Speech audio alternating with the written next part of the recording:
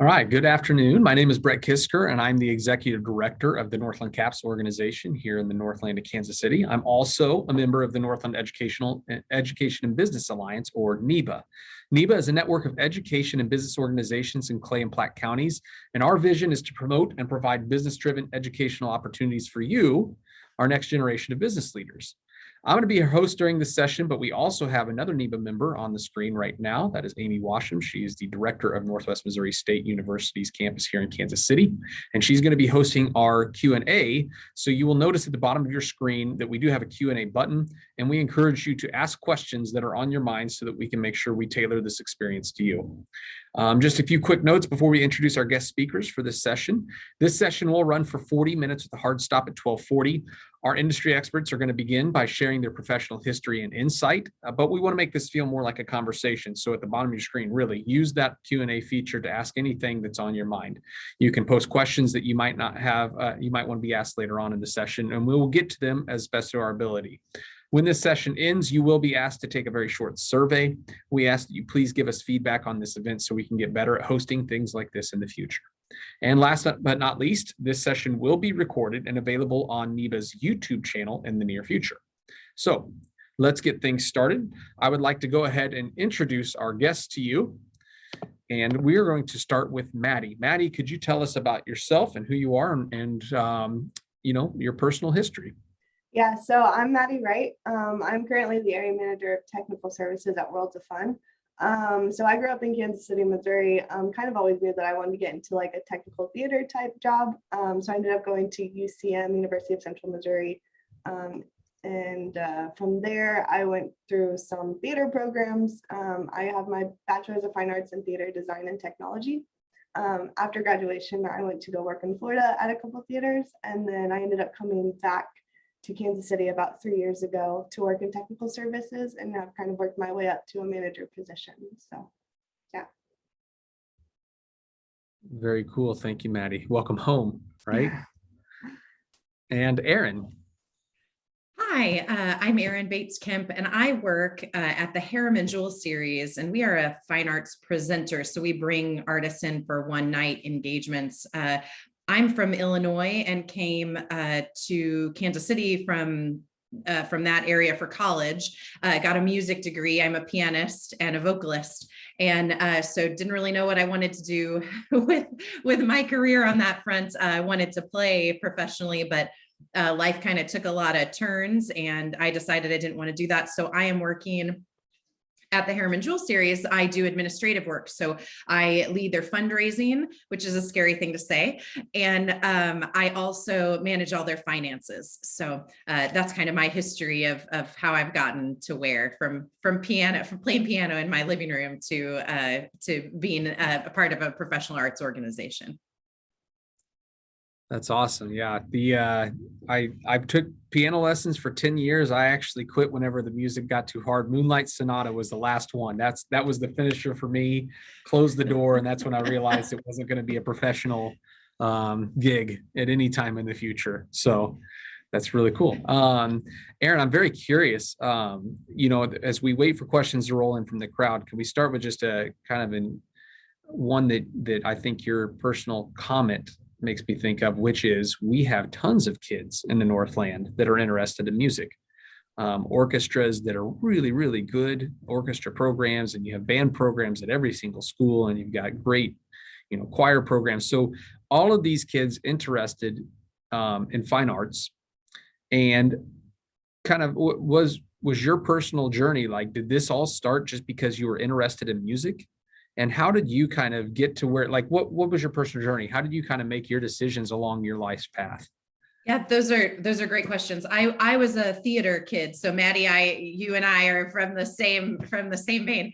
I loved performing. I loved singing. I loved playing piano. And so I found myself in band and choir and show choir and jazz band. And I was doing all of these theatrical and forensic speech and debate. I was doing all of these things and thought, okay, I've got two choices. I can perform or I can teach music. Those are the only two options I knew of as both great options, but didn't really fit for me. I never wanted to be I never wanted to constantly look for a job whenever I had a job. So if you're a performer, you've got to have a job, but also while you have it, keep looking for something else to do. And that made me really nervous. And I thought, I don't think I can do that for the rest of my life. So I kind of started exploring and heard that, oh, you can actually work in the field of arts, but you can have like work in an office, and you can do things that you can be around the art all the time. So it's constantly engaging your creativity, and you're around this wonderful work, whatever, whichever organization you end up working with.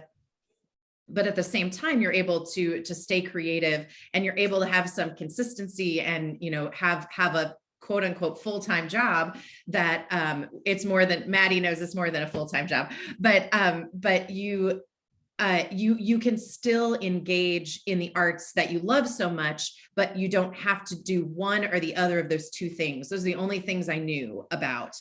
So it really wasn't until probably middle of my college experience that I really understood, oh, I could do an administrative role for a living. Yeah, very cool. The be around it and still be exposed to it all the time and do the thing that you love, but not everybody has to be on stage. I think that's a really important, we need people. So I guess what you're saying here, Erin, is that artists just don't show up on stage one day and then you have a concert. You're saying that there's more to it than that? There's actually more to it than that. I know it's a little bit earth shattering, but it is. It's true. So yeah, there's a lot that goes into it. I mean, I mentioned I'm a fundraiser, so I work for a nonprofit arts organization that involves, talking with donors and writing. I write a lot in my work. I write a lot of grants, write a lot of proposals.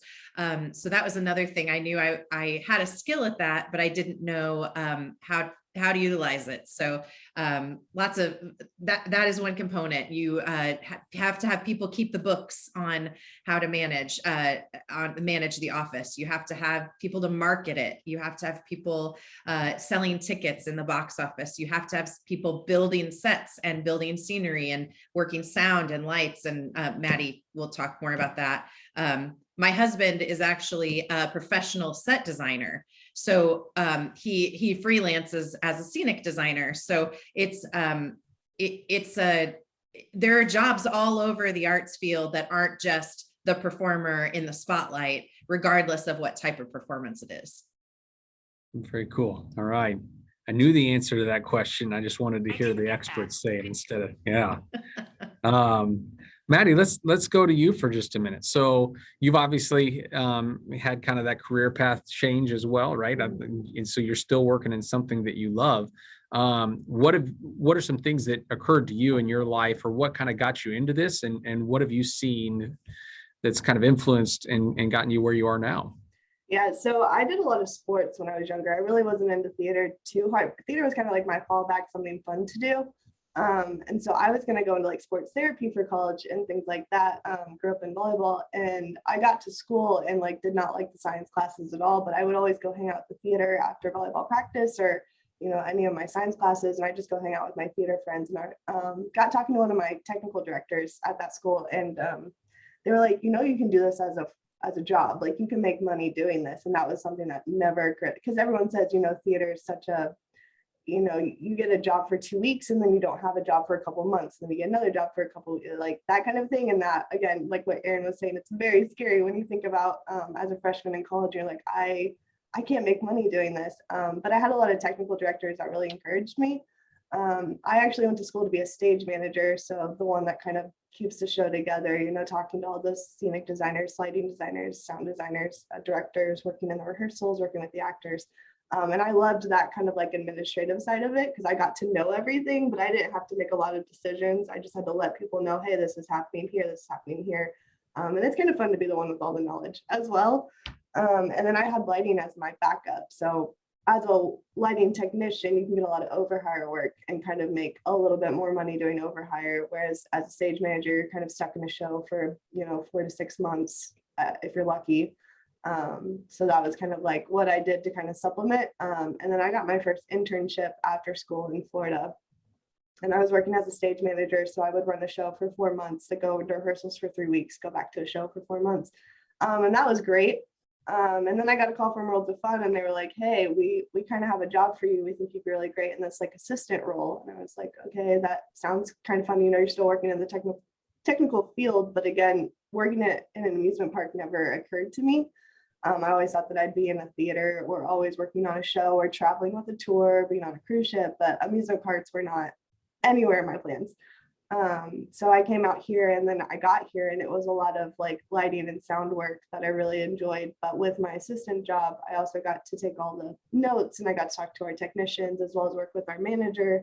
You know, kind of got to help plan some things that were happening throughout the park events. We got to put up a huge parade, so that was really cool to be a part of. But just getting to do all of that, you know, as a stage manager, I was like, I'm not going to work in an amusement park. And then I got here, and I'm learning so many different things. And so now, you know, you learn all the programs that we have at the park. And we're doing a lot more technical work rather than stage management work. So that kind of like was a shift that I was not expecting, but it's turned out pretty fun. It's turned out pretty good.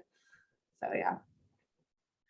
I love that both of you guys have careers that people might not even think are career options, you know, in the fine arts areas. That's such a huge thing for kids to hear, is because we get pigeonholed into like, well, I love art, so I need to be a music performance person. And it's like, well, that's not actually the way things work. And that there are so many more opportunities about, you know, in the field of interest. It looks like we do have a question. So Amy, if you want to bring that to the board, let's see what we got. Sure. So our friends over at Liberty High School had a quick question. What ideas do you have about how educators can present these career options to high school students? They have a very vast fine arts program at their school for sure.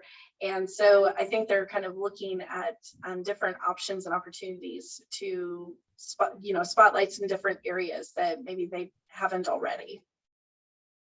So Erin, do you have any ideas? That's a great question. We love Liberty Public Schools. So, and actually I started my career, I started by accompanying at Liberty. So I play piano professionally. I still do that, but so I love Liberty on my own, but it's a great partnership all around. I'd say that the more opportunities you can talk to people behind the scenes at places, and that could be, you know, artistic design work in, I'm not even certain, you know, window dressing at museums. I mean, that is also an art field that, you know, scenic designers contribute to. Anyone in any of the event planning and management, because a lot of times arts administrators need skills like that. That's everything from special events like galas and like fancy, you know, parties, all the way to like, how do you put on a show and that procedure? But it's just bringing in more of this career speaker opportunities. It could even be as simple as an online resource of, you know, list of opportunities that occur in different job fields, and even a list is helpful to like, what does that mean? What does it mean to be a lighting technician? What does it mean to be, you know, an assistant marketer at an arts organization? Just having a resource of even a how that works, it would be really helpful. I think of myself personally, I didn't even know this job existed when I was in high school. I didn't know it would be a possibility for me to have, you know, frankly, like in my brain as a high schooler, a business career, but in the arts. I didn't even know that was an option. So even just having something as simple as a page for that is just a graph of like, here are different job opportunities would have been really helpful for us to, you know, a starting point to ask questions. Maddie, do you have anything you'd like to add? Yeah, I would say the same thing, as like reach out to your resources. Anything, since Liberty's in the Kansas City area, you know, we have a lot of theaters downtown. We've got museums that need like theming and things like that. You've got a couple of amusement parks in Missouri that you could reach out to, and just having those people talk to the kids, or even, you know, getting information about like, hey, what do you actually do kind of a thing, things like this, where you're just talking to professionals within the industry. I wish I would have had that, or like different, listening to different people talk about things like that when I was younger, because like Erin said, I had no idea that things like this existed and something that I could do full time when I got out of college. The hardcore, the option would be to have a class in like arts administration, if as broad as that, arts management. That could be management companies or running, theater companies. That could be, how do you handle your taxes as a freelance artist? Those are silly things, but real life adult things that are very complicated, especially for people who graduate with arts degrees that have been trained in their craft and not necessarily trained in how to manage those other, real life issues. Fantastic, guys. So out of curiosity, because this is not my wheelhouse, I was an engineering teacher for several years. And so I'm the STEM side of things is where I've focused a lot of my time and attention. What is the job scene like here in Kansas City if you want to get into the arts? Is there a lot of opportunity here? Or the thing that always drove me bonkers, and this is not a fine arts question, this is every category available, is so many kids that would be like, well, now I got to move to Chicago to get a job. And it's like, what are you talking about? That's not true at all. And I'm sure it's not the case here, but can you kind of elaborate? Do you know anything about the local scene and what opportunities are out there?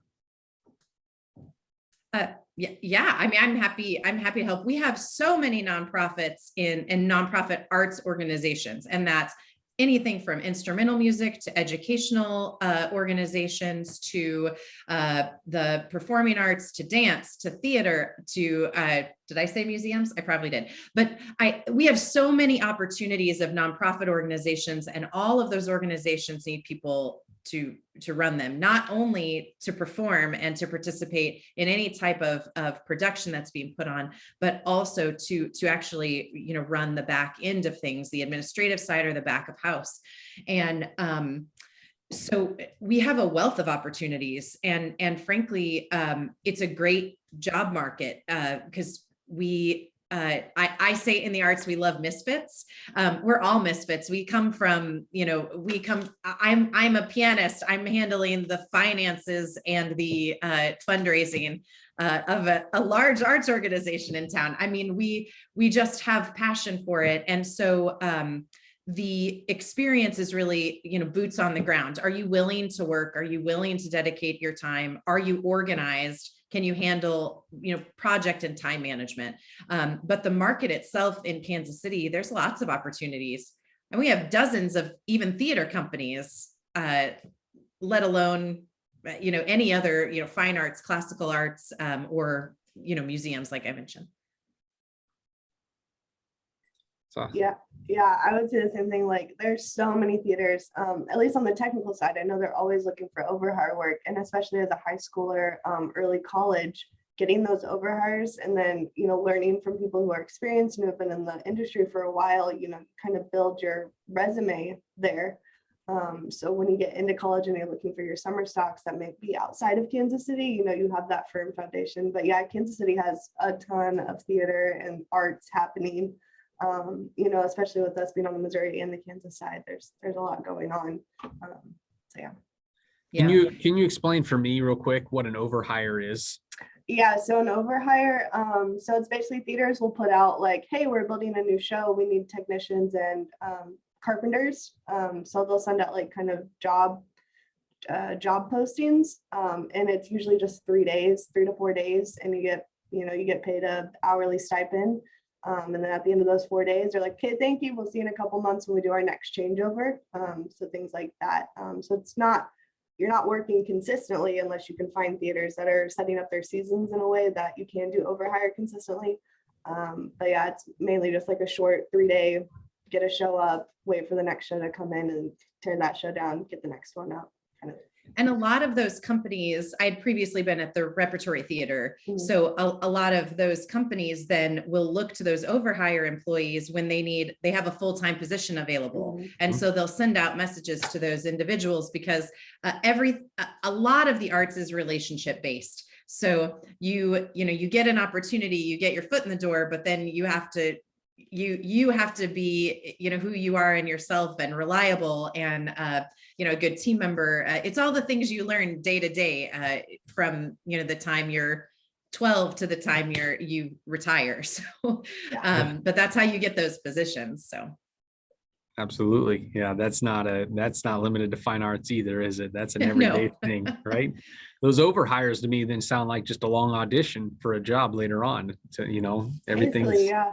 it's an audition. Out of curiosity, then let's say that we have high schoolers in the audience that are listening to this. Are there opportunities for high school kids to become overhires where they can do that? Or is that maybe not, maybe summertime, not during school year, or are there restrictions for an overhire typically? I want to say you have to be at least 18, but I would reach out to those different companies that are in Kansas City. They'll most likely tell you, hey, we're not taking anyone under 18, or hey, yeah, if you're 16, come on out.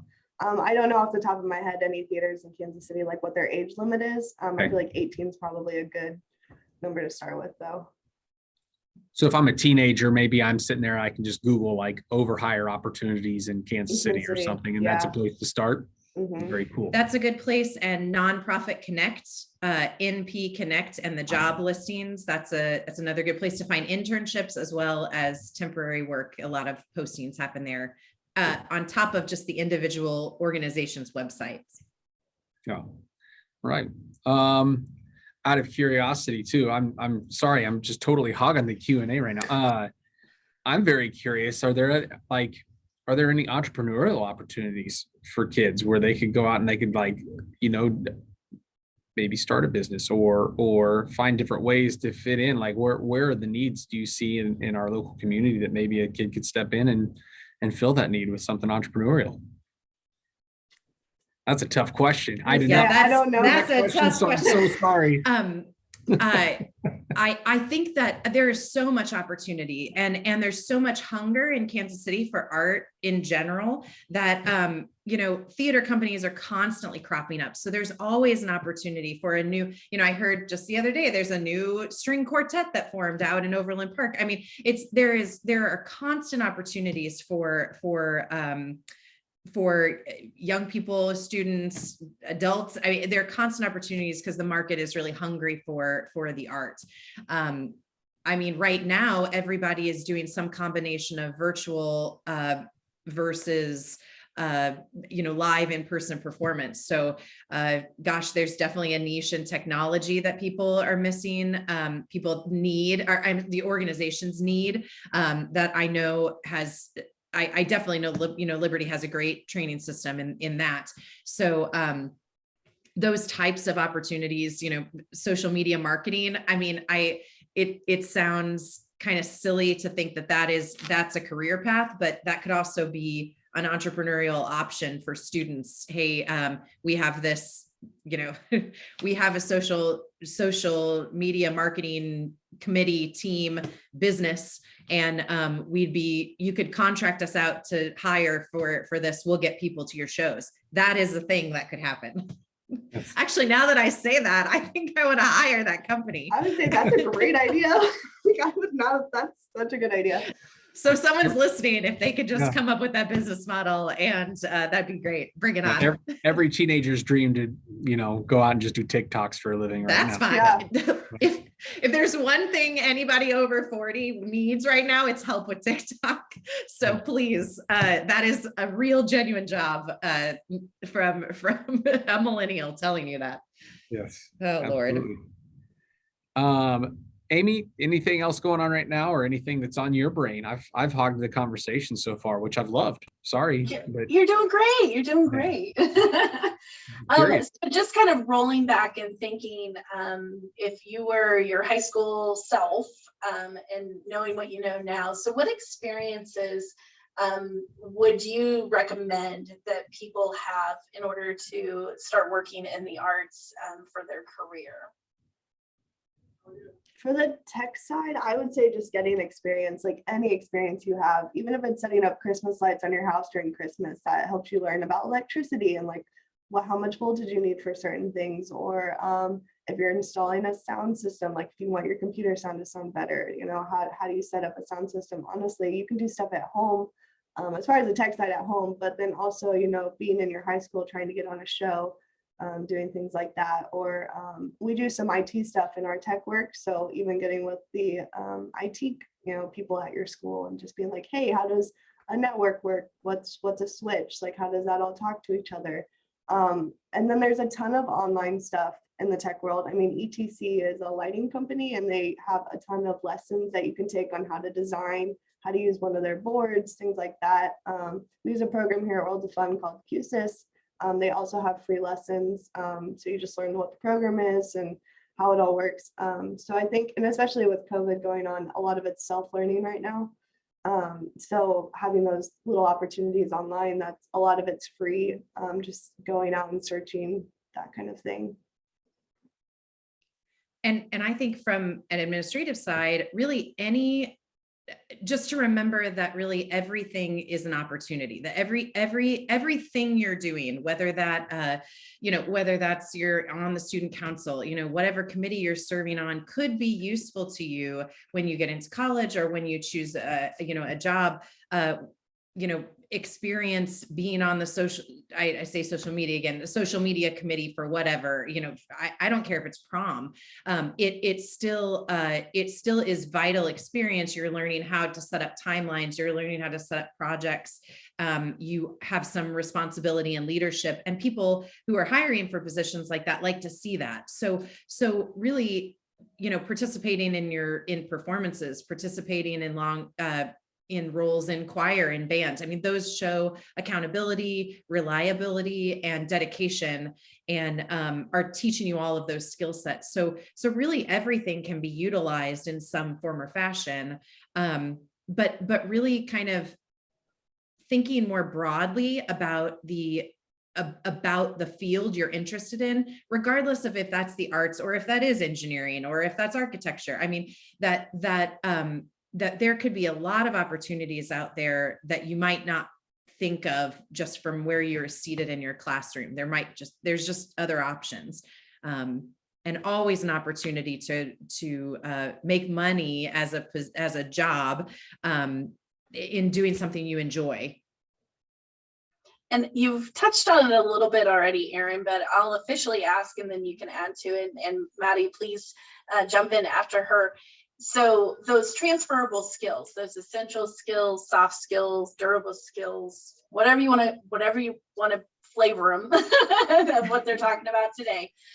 What are your top 2 or 3 essential skills that you would find most helpful for someone pursuing a career like yours?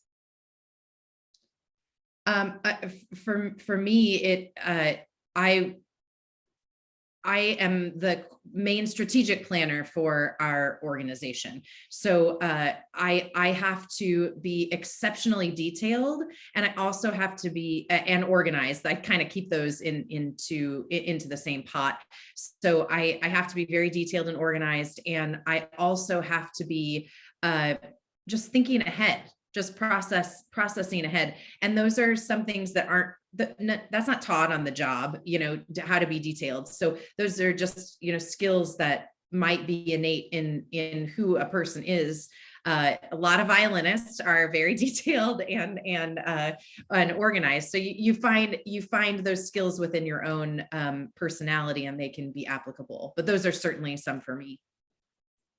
Yeah, my biggest one would definitely be like interpersonal skills, because communication is key in theater. You've got so many different moving parts, and if you can't form an intelligent sentence, then no one's going to know what's going on. And also theater can be stressful, so tensions can get really high, and if you're screaming at people, no one's going to want to work with you. Like we talked about earlier, getting your foot in the door, that's how people get to know you. And you kind of have to be yourself, but no one wants to work with someone who yells all the time or who just kind of has a bad attitude. So it's really like learning how to interact with people and how to handle stressful situations, I think, is really important.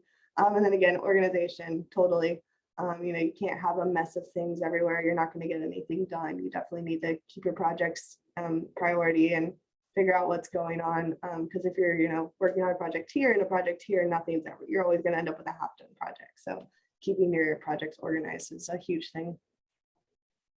To add on to that, Maddie, I think also just generalized professionalism, which we talk about a lot, but we don't ever really explain. Those interpersonal skills. If I heard that someone I was going to hire for overhire work, leaves their position and just talks horribly about the people they worked with, or posts all over social media that they've got this, they've had lots of trouble with this situation, and they're causing either trouble for the organization or their colleagues or their former colleagues, just depending on the situation, it really makes a big difference. So how you handle yourself, not only at your workplace, whatever that is, or internship, or even at school. I mean, those relationships you're building really carry over into the level of professionalism of, will you be hired for positions or rehired for positions later on?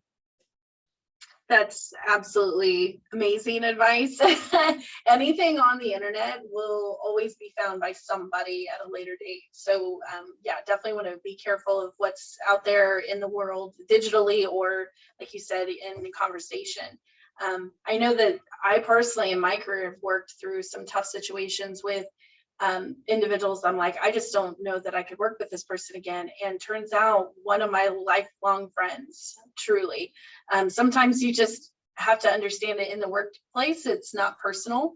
And a point of conflict, it's about the situation, the decision, or the program, or whatever you're working on. And it's not about you as a person. So definitely got to keep that in check. Each of you mentioned your educational backgrounds. If someone were to want to step directly into a career line similar to yours currently, what would you say would be a good educational step beyond high school? A training, a certificate, a degree, kind of what does that look like? My route was through college. I got a music degree and completed a music degree in college, and then actually went on to finish a master's degree in business. So that was kind of the long way around to get to where I am. I didn't.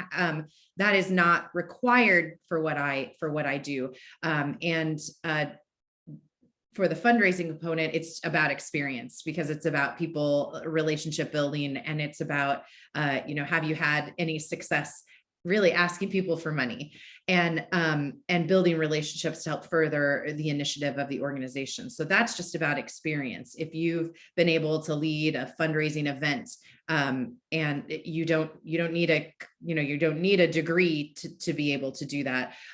There are certificate programs on that front. A lot of the financial components that I manage do require some bachelor's in finance, or bachelor's in arts administration, or some type of further degree in accounting and such. But to just get into the theater world, there really is not. There are not a lot of requirements. The theater, music, performing arts world. There's a lot of continued options, but there are also a lot of opportunities just from high school. Yeah, so excuse me, the theater tech world, so theater tech is a trade, right? Just like welding or carpentry or anything like that. So I went the college route because that's how I was going to be able to make my connections and network with people. My professors really helped me with that. But I've got friends who literally got out of high school, got a job at a theater, and have been working there for a few years, and then they kind of jumped around, and that's how they got their social network. So for tech, you can go two different ways. Personally, I liked the college way because I did learn a lot. I was sitting in classes. I had those theater business classes that helps me, figure out what the business side of theater is and taxes and things like that. Just a little bit of information. Whereas if I had not gone that route, I would have had to figure it out as I go. which isn't an issue. Like there's people that can do that. I'm not one of those people. So yeah, so that's, yeah, so there's, like she said, there's really no right or wrong way to do it. I know that like, so the position that I'm in now, you have to have a bachelor's degree. And then you also have to like have 3 years of experience in the field, whether it's working at a theater, amusement park, cruise line, something like that. So you do have to have those experiences.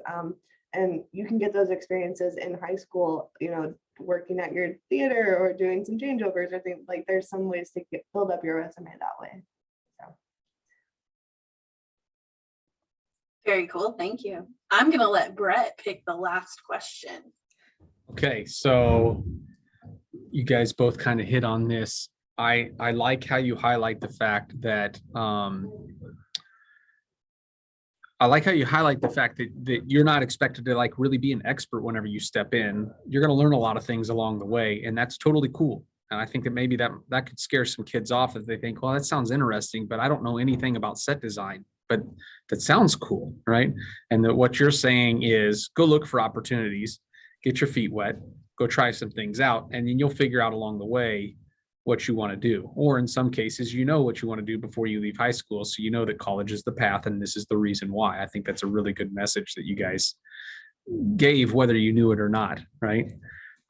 Just show up and show that you can work with people, right? Show up and show that and if you're somebody that people want to be around, things are probably going to go okay for you, right? Okay, we have to make it quick because we got 3 minutes and I got a little wrap up thing that I got to do. So last question, ready? Career paths are always a question that come up. What is one career path that a person in your industry could follow? Let's say that they start as an overhire. What is one way that could end up working out over the course of time? So yeah, so let's say you're a lighting overhire. You could work as a lighting technician, and that lighting technician could go into an apprenticeship, and then that apprenticeship could go into a master electrician. And then from there, you could be, you know, if you're interested in designing, you go up to designer, but master electrician is kind of where you're going to stop because master electricians really help the designers as far as setting up the shows and things like that. And then, you know, if you're interested in teaching is always a good thing. So you go up from there. But that's kind of like a lighting way to go. Sure. I asked for one, so that was perfect. You did exactly what I asked. Yeah. Erin, how about you? You got an example of maybe that's different than that? What is one path that somebody could take in this industry? So administratively, you decide to go to college, you're a violinist and you get a violin performance degree. You also have some other essential skills that you managed you manage communications for your, I don't know, sorority, your music sorority. So you get a job right out of school doing communications assistant for a symphony. And through that, you could work your way up to director of marketing and then director of public relations and communications, all the way to a top job, a CEO of an arts organization, executive directorship of an arts organization. That is an actual path that can happen from you like to play violin in your high school to leading a symphony orchestra. That's perfect. And that's a great one to end on, because what I want people to understand, if nothing else, is that whenever you go into your first job, that's not where you're going to end up. If you're passionate about what you do and you show up and you can get along with people, right? Like that's definitely a message that I want people to hear. So we've got to end with that. I cannot believe we are out of time already, but we are. So this has been a great conversation. I would like to thank both of you, Maddie and Erin. Thank you so much for taking the time today to come talk to us about what you do and share your passion and insight with us. I hope the people in our audience enjoyed hearing about one of thousands of amazing career opportunities that exist right here in Kansas City. You don't have to move to have a career that you love. And thank you so much to Amy too for joining us and helping run the Q&A and doing all the technical stuff in the background so that all I have to do is talk. That makes my job really easy today in this session. Whenever this ends, you're going to see a pop-up on your screen. If you could, please take a minute or two to complete the survey that pops up so that we can ensure that we are bringing you helpful and relevant content on our NEBA Career Speaker Series. For more information on educational programs or career opportunities related to our industry discussed today, please be sure to visit www.nebaworkskc.org and be sure to register for more Career Speaker Series events on our website. Thank you so much for joining us again. Have a wonderful rest of your day.